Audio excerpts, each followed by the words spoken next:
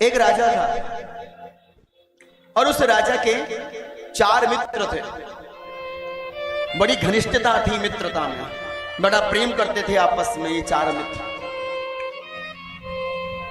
राजा अपने मित्रों से कहता कि यदि मेरे जीवन में कोई संकट आएगा तो क्या तुम मेरा साथ दोगे? तो चारों मित्र कहते बिल्कुल, हम आपका साथ देंगे, अवश्य देंगे, आपका साथ नहीं छोड़ेंगे। अच्छा ठीक है। समय निकलता रहा, राजा बूढ़ा हो गया, राजा के दिन निकट थे, राजा को मृत्यु होने वाली थी। तो राजा ने विचार किया कि मेरे चारों मित्रों ने मेरे से कहा था कि संकट में हम तुम्हारा साथ देंगे। अब राजा बोला हम मरने वाले हैं, अब देखते हैं कि मरने के बाद कौन कौन सा मित्र हमारा साथ निभाता है। तो राजा ने सबसे पहले अपने प्रथम मित्र को बुलाया, पहले दोस्त को बुलाया, पहले मित्र को अपने निमंत्रण दिया।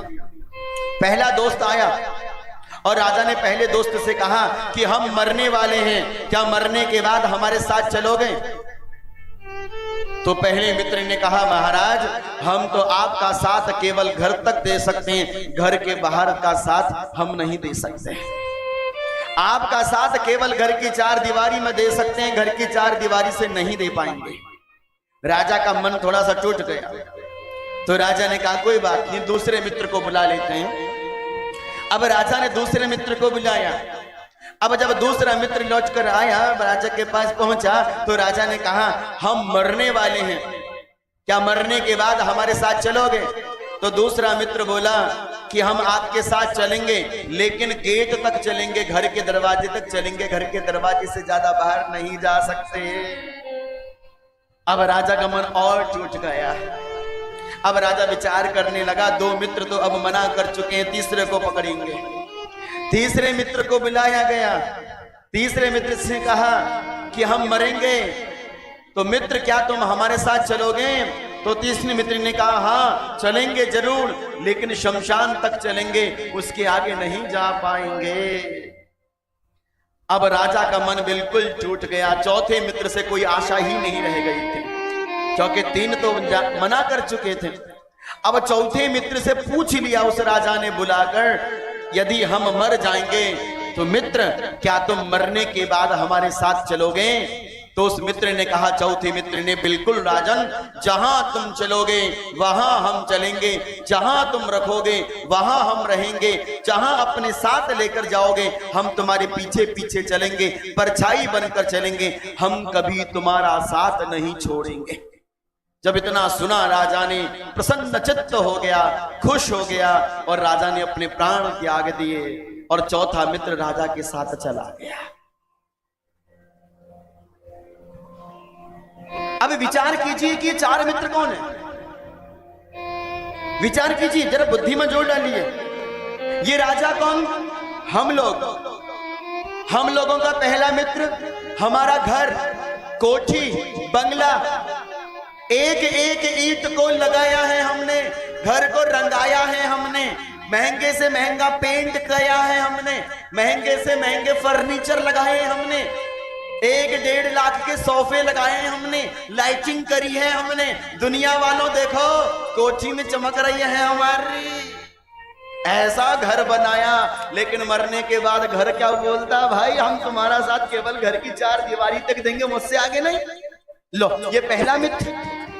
दूसरा मित्र जो कहता था कि घर के गेट तक देंगे, जिसको तुम अपना कहते थे, धर्म पत्नी, आहा अब तुम मेरी हो हम तुम्हारे हैं, बड़ा प्यार करते थे एक दूसरे से।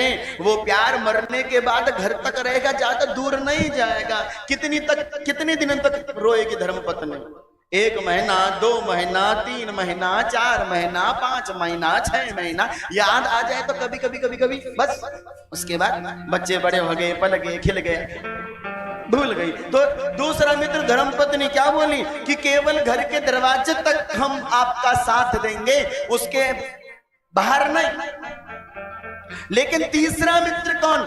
तीसरा मित्र थे राजा का अपना बेटा, हमारा अपना पुत्र, जिसको हमने अपनी आत्मा माना, सब कुछ अपने बच्चों के लिए न्यौछावर कर दिया, वो बच्चे भी माँ बाप के मरने पर, पिता के मरने पर कहते हैं कि आपका साथ तो देंगे लेकिन शमशान की भूमि तक देंगे।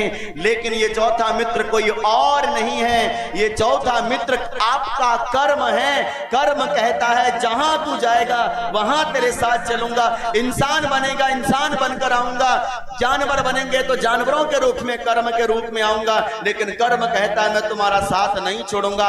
इसलिए याद रखिएगा मेरी मां, पत्नी मकान तक, दुनिया दुकान तक, बेटा शमशान तक, और तुम्हारे अच्छे कर्म भगवान तक। इसलिए अपने कर्मों पर जोर डाल दीजिए, अपने कर्मों को बलिष्ठ बनाइए।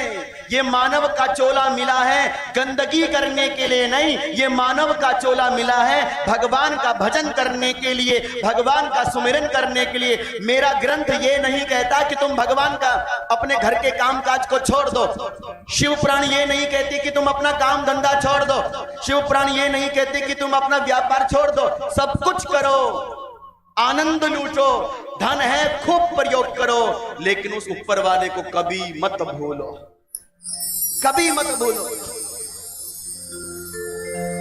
1,84 भोग कर आए, 1,84 भोग कर आए, 9 महीने गर्भ में बिताए, बालपन खेल कूद गवायो, जवानी माया में लिपटायो, बचपन से 55 पर आयो, बूढ़े तन पर रोग लगायो, जो कछ पायो सो सब खोयो, अंत समय कुछ हाथ न आयो, जग छोड़न को वक्त जब आयो, तब बंदे तुझे समझ में आयो, जाकी कृपा से तूने ये मानव तन पायो, उसी दाता को तूने दीन दियो बिसरायो, अरे भजन बिना बावरे तूने हीरो जन्म गवायो, हीरो जन्म गवायो।